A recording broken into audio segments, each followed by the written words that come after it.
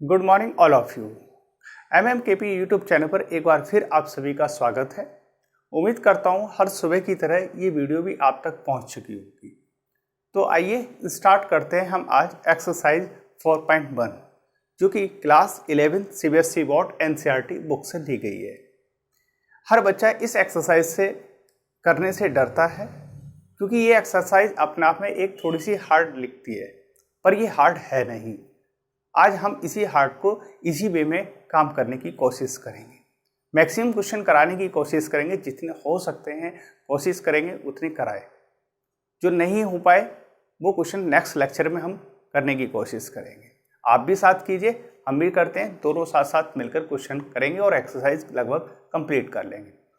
ये हमारे पास है principle of mathematical induction method की। तो आइए स्टार्ट करते हैं फर्स्ट क्वेश्चन। देखिए फर्स्ट क्वेश्चन हमारे पास है 1 + 3 की पावर 2 = 3 की पावर n - 1 = 3 की पावर n और -1 / 2। ये बताना है कि इसे प्रूफ कीजिए लेफ्ट हैंड साइड और राइट हैंड साइड इक्वल होती हैं किसके मेथड से? प्रिंसिपल ऑफ मैथमेटिकल इंडक्शन के मेथड से। देखिए वेरी इजी है, कोई दिक्कत वाली बात नहीं होनी चाहिए क्योंकि हमने बहुत अच्छे से पहली चीज़ें ये पढ़ी थी। हम कहते हैं कि कोई भी स्टेटमेंट दे उसी स्टेटमेंट को Pn के रूप में मान लीजिए। Pn सच दैट 1 + 3 की पावर 2 प्लस डॉट डॉट और +3 की पावर n - 1 = 3 की पावर n - 1। ये माइनस नीचे है, n के साथ नहीं है, इस तरीके से। ठीक, अब इसके अंदर बात करें हम, इफ यदि टेकिंग n = 1 लेके, जैसे हम n = 1 लेते हैं तो लेफ्ट हैंड साइड हमारे पास ये होती है, यहाँ 3 की पावर n - 1 होती है। n = 1 लेती लेफ्ट हैंड साइड हमारे पास ये बन जाती है 3 की पावर n - 1 और n के स्थान पर 1 रखेंगे तो 3 की पावर हो जाती है 1 - 1, 3 की पावर 0 और किसी की भी पावर अगर 0 होती है तो उसकी वैल्यू आ जाती है 1।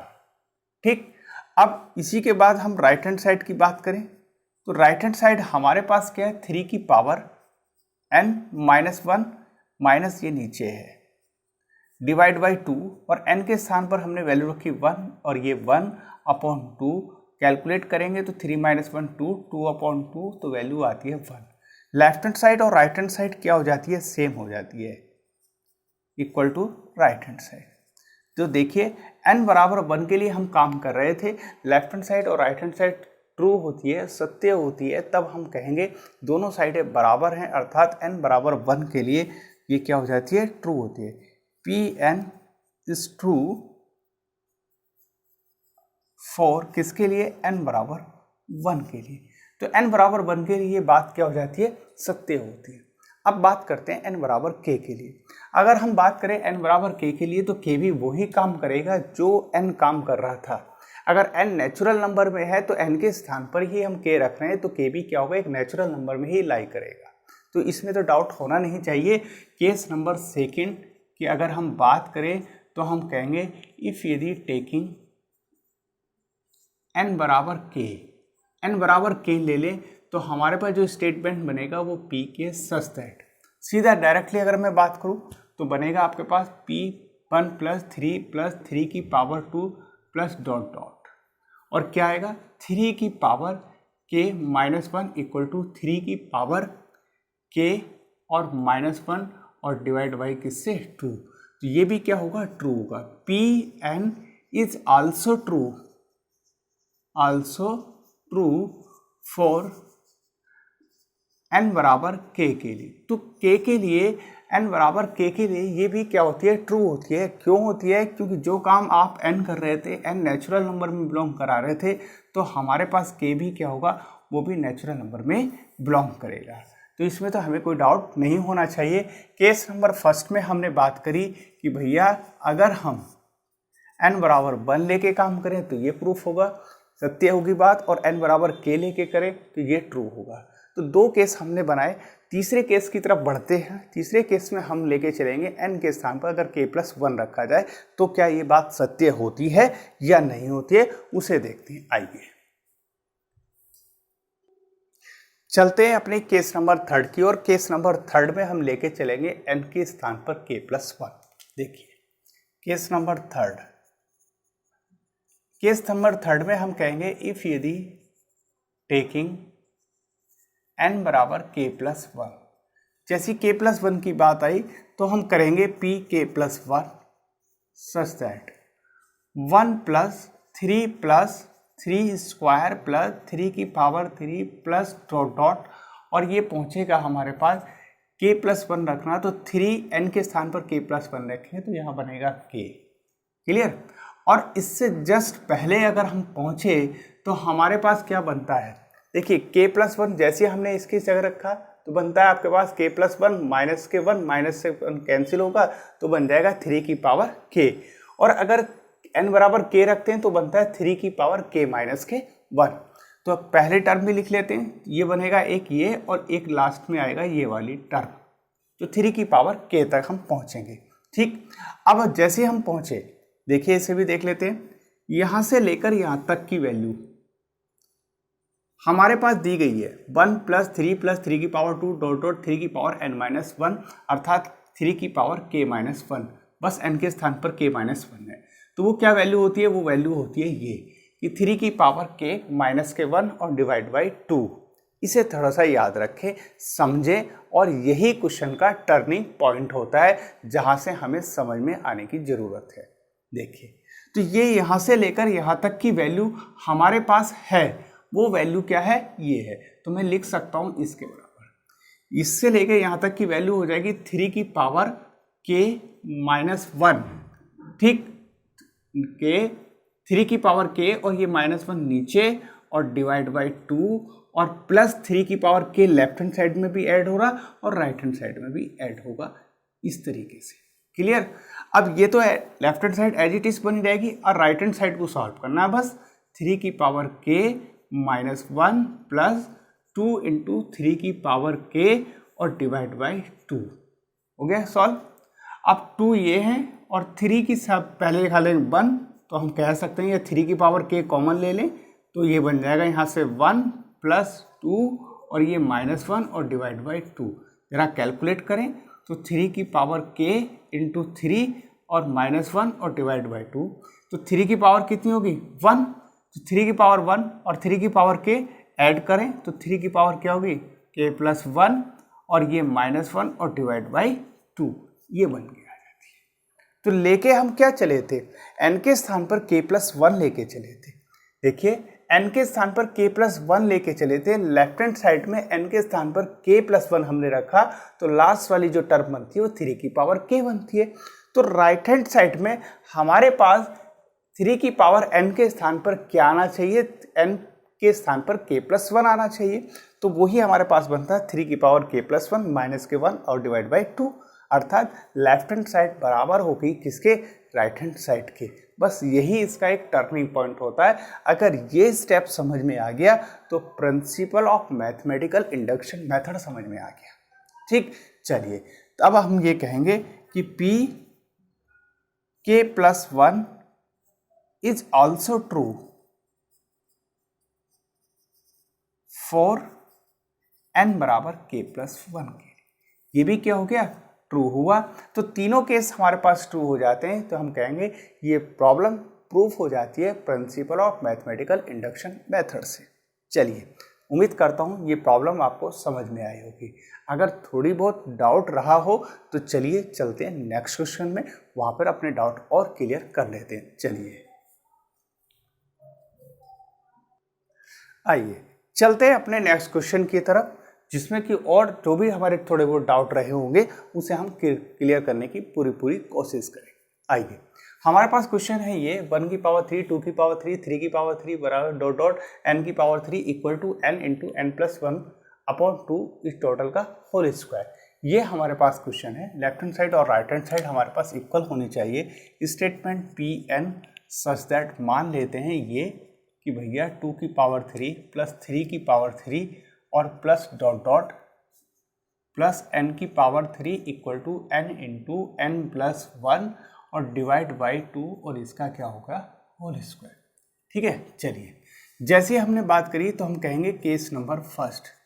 केस नंबर फर्स्ट हमारे पास क्या कहता है, केस नंबर फर्स्ट कहता है कि भैया इफ यदि n बराबर 1 लेके चले देन तब तब हमारे पास क्या होगा, जैसे हम n बराबर 1 लेके चलेंगे तो हम कहेंगे P1 सच दैट, यहाँ आपके पास क्या होगा, लेफ्ट हैंड साइड में n की पावर 3, तो 1 की पावर क्या हो जाएगा, 3 हो जाएगी।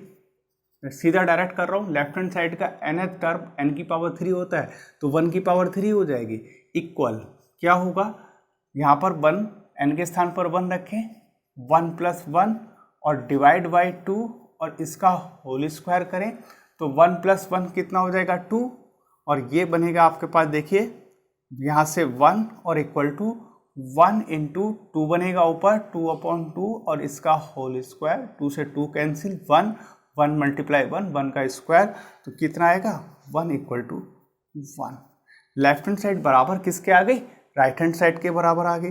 तब हम कहेंगे Pn इज ट्रू होगा फॉर n बराबर 1 के लिए, तो ये बात सत्य हो जाती है। अब हम बात करते हैं किसके लिए, केस नंबर सेकंड के लिए। और केस नंबर सेकंड में हम क्या कहते हैं, यदि हम n बराबर क्या ले लें, k ले लें, देन तब तो जो काम हम n के लिए कर रहे थे वही काम हम k के लिए करेंगे, तो k के लिए तो 101% ट्रू होगा ही होगा।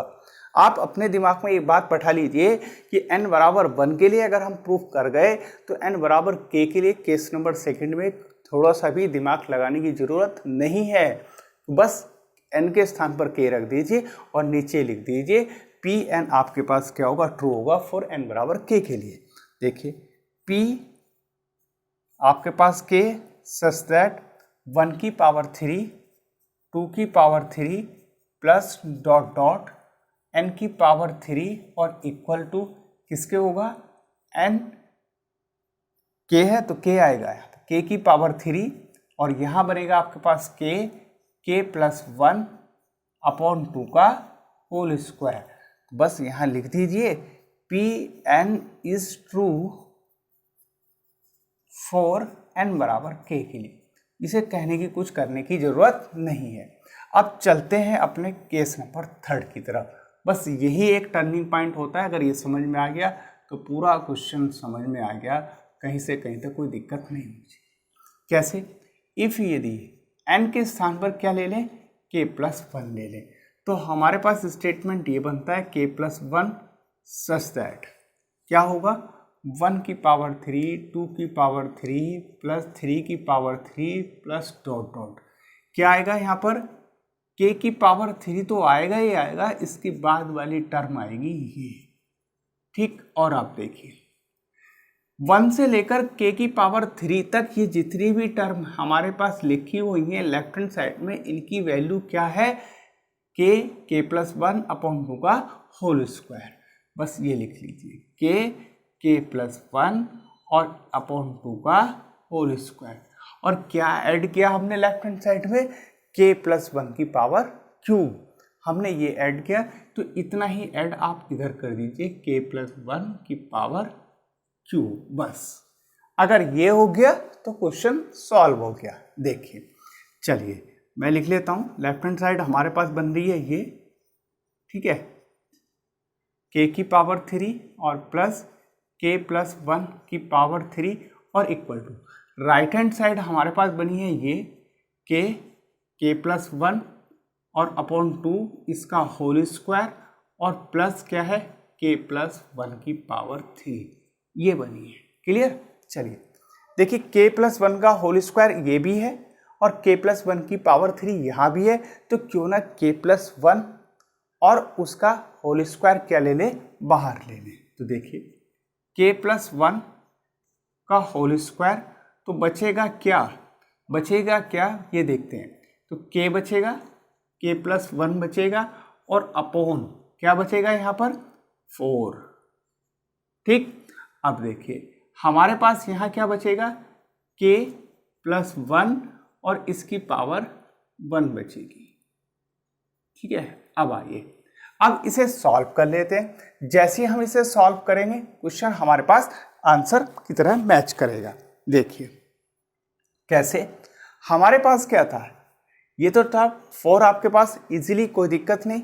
सॉल्व करने का वही तरीका, k + 1 की पावर 2 और ये आपके पास, ठीक, यहाँ तो k बचना चाहिए, क्योंकि के की पावर 2 बाहर ले लिया तो यहाँ तो के ही बचेगा भाई। ऐसा क्यों होगा? ऐसा नहीं होगा।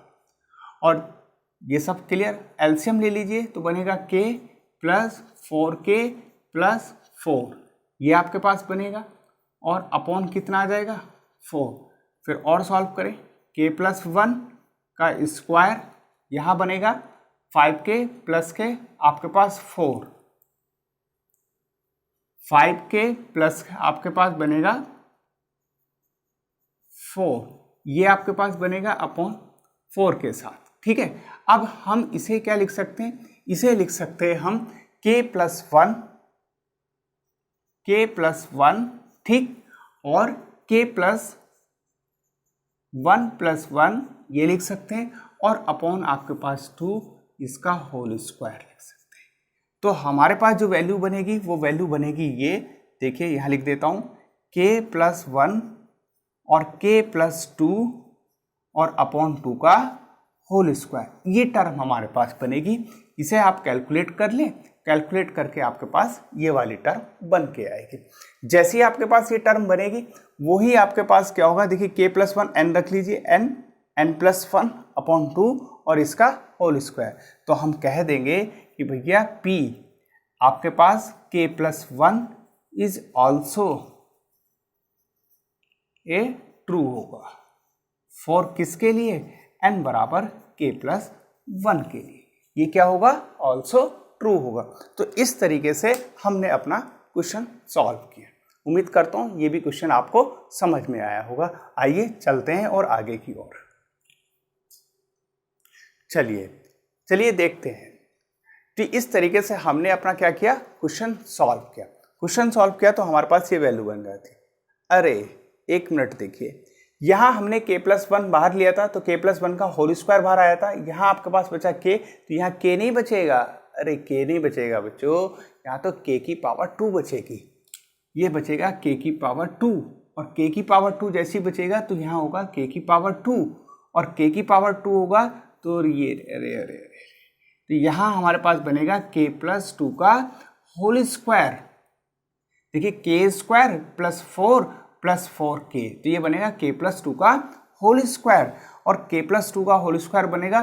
तो देखिए क्वेश्चन आपके पास k प्लस 1 ये और k प्लस 1 ये लिख सकता हूँ, इसका ओवरऑल होल स्क्वायर। क्लियर? तो ये बनेगा k plus 1 k plus 2 upon 2 का होल स्क्वायर, और k प्लस 1 की जगह n रखेंगे तो n प्लस 1 अपॉन 2 का होल स्क्वायर।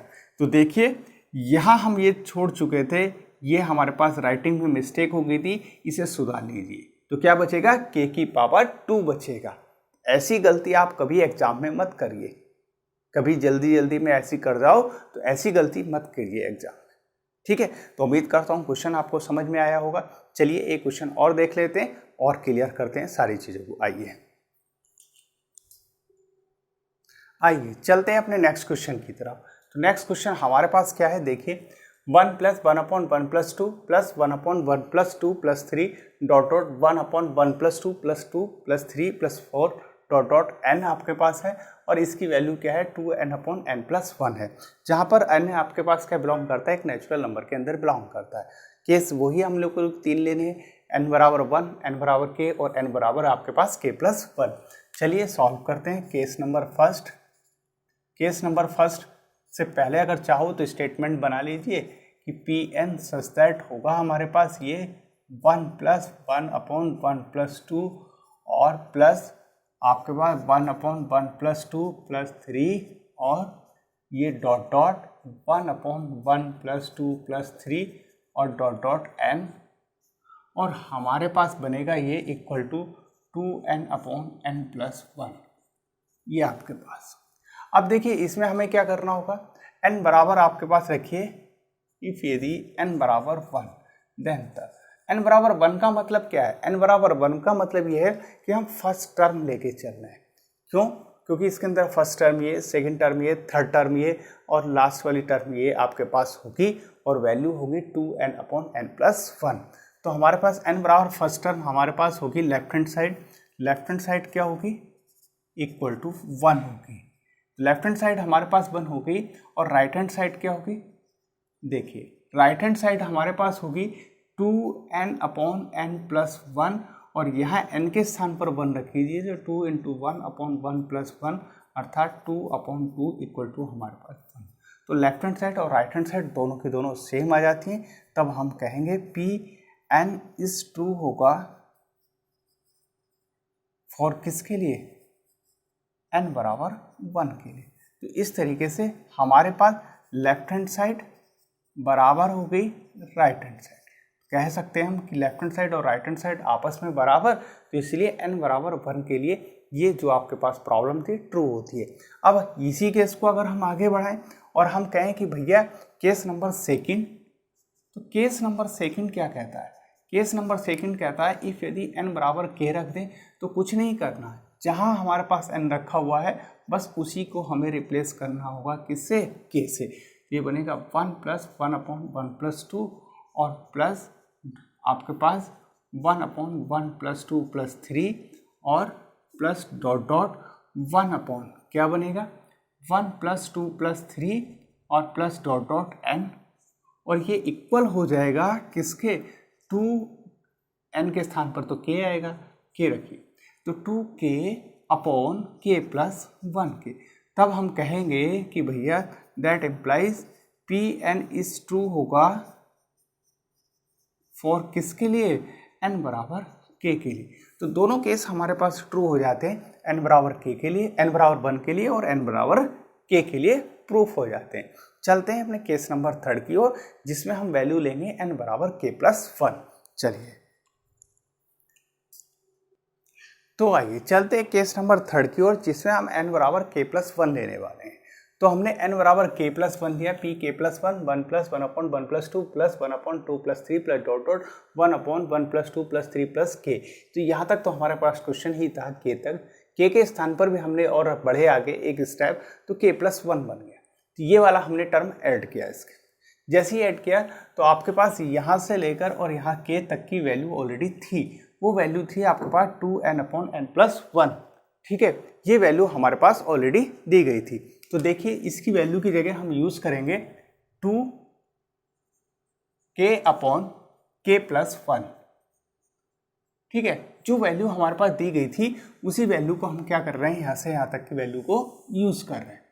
और ऐड क्या किया हमने, ऐड किया आपके पास ये, तो इधर भी क्या कर देते हैं, इसे उतना ही ऐड कर लेते हैं, 1 + 2 + 3 प्लस डॉट डॉट k + 1, इतना ही हम क्या कर लेते हैं, इस पे ऐड कर लेते हैं। ठीक है, अब इसमें कोई दिक्कत होनी नहीं चाहिए, क्यों। चलिए अब सॉल्व करते हैं। हम सॉल्व कैसे करें, यहाँ पर एक नेचुरल नंबर का हमारे पास क्या दिया हुआ, सम दिया हुआ, तो हमें नेचुरल नंबर का सम आना चाहिए, जो कि होता है n × n + 1/2 होता है। ठीक है, बस इतना सा हमें याद हो और इसे ही हम सॉल्व कर लें। तो ये आपके पास 2k/k + 1 एज इट इज, और यहाँ हम कहेंगे 1/n × n + 1/2। n के स्थान पर क्या है, k + 1, तो हम कहेंगे k + 1 × k + 1 और +1 और डिवाइड बाई किससे, 2 से। इसे सॉल्व कर लें, सॉल्व करें, थोड़ा कैलकुलेट कर लें, तो आपके पास क्वेश्चन बन जाएगा। ठीक है, ये 2 कहाँ पहुँच जाएगा, ऊपर, तो आप कहोगे k + 1 और k + 2। एलसीएम ले लें, सॉल्व करें, 2 कॉमन आ जाएगा ऊपर से, नीचे से आपके पास आ जाएगा। चलिए सॉल्व कर लेते हैं, पूरा ही पूरा कैलकुलेट करें तो आसान रहेंगे। तो k + 1 और नीचे आएगा k + 2, ऊपर बनेगा आपके पास 2k और k + 2। ठीक है, इधर बनेगा हमारे पास 2, सिंगल 2 ही बनेगा और कोई है ही नहीं ऑप्शन। तो आप कैलकुलेट करेंगे तो देखिए क्या बनेगा, 4k² प्लस 4k और प्लस 2 और डिवाइड बाई k + 1 और k + 2। 2 कॉमन भी ले लेंगे तो हमारे पास क्या बनेगा, यहाँ आपके पास बनेगा, देखिए यहाँ बन जाएगा 2k, 2 कॉमन ले लेते हैं तो बनेगा हमारे पास 2k² प्लस के 2k और प्लस के 1 और डिवाइड बाई k + 1। ठीक है, ये हमारे पास वैल्यू बनती है। इसे हमें कैलकुलेट करना है। कैलकुलेट करने के बाद हमारे पास कुछ टर्म आपके पास बन के आएगी। चलिए देखते हैं कैसे आती है। चलिए देखते हैं। तो हमारे पास के कैलकुलेशन निकल के आती है। कैलकुलेशन क्या कहती है, 2k k + 1 2k प्लस 2 आपके पास 2k की k से करोगे तो यहाँ पर आपके पास बनेगा ये 2k square plus 4k plus 2, तो 2 बाहर ले लीजिए तो आपके पास बन जाएगा ये 2 इंटू के square plus 2k plus 1 upon आपके पास ये। तो यहाँ तक हम पहुँच चुके हैं बड़े इजीली तरीके से। अब इसी को हम आगे बढ़ाते हैं। चलिए इधर नोट कर लीजिए, इधर लिख देता हूँ। तो हमारे पास बनेगा ये 2k प्लस 1 का क्या हो जाएगा, होल स्क्वायर हो जाएगा। तो k square plus 2k plus 1 आपके पास क्या बनेगा, k प्लस 1 का होल स्क्वायर बनेगा। और नीचे हमारे पास बनेगा k प्लस 1 और k प्लस 2। जैसे ही आया एक टर्म इसकी ये कैंसिल होगी, हमारे पास आ जाएगा ये 2 अपॉन k प्लस 2। आपके पास एक पावर कम होगी ना, तो ये बनेगा k प्लस 1 और ये आएगा k प्लस 2। और हम इसे लिख सकते हैं 2 इंटू k प्लस 1 और अपॉन k प्लस 1 और प्लस के 1। तो हम क्या लेके चले थे, n के स्थान पर हम लेके चले थे k प्लस 1। तो हमारे पास वैल्यू क्या आनी चाहिए, 2k plus 1, 2k plus 1 upon k plus 1 और प्लस 1। क्यों, क्योंकि 2n, अगर k प्लस 1 की जगह थोड़ी देर रिवर्स में n रखें तो 2n अपॉन n प्लस 1। तो ये क्या आ जाती है, हमारे पास राइट हैंड साइड आ जाती है, जो कि जिस इक्वेशन की हम लेके चले थे उसी इक्वेशन के उसी के जैसा n के स्थान पर k प्लस 1 रखने पर बनता है। तो इसीलिए हमारे पास क्वेश्चन क्या हो जाता है, ट्रू हो जाता है। p k plus 1 is also true for n बराबर k प्लस 1 के लिए। तो ये भी क्या हो जाता है, आपके पास ट्रू हो जाता है। अर्थात प्रिंसिपल ऑफ मैथमेटिकल इंडक्शन की मेथड की हेल्प से हमने ये क्वेश्चन भी सॉल्व किया। इस एक्सरसाइज के और भी क्वेश्चन हैं, आप लोग भी सॉल्व कीजिए, हम भी सॉल्व करते हैं। नेक्स्ट लेक्चर में दोनों साथ मिलकर सॉल्व करेंगे। उम्मीद करता हूँ आपको ये सारी चीज़ें समझ में आई होंगी। तो आज के लिए इतना ही, मिलते हैं नेक्स्ट लेक्चर में। थैंक यू सो मच, जय हिंद।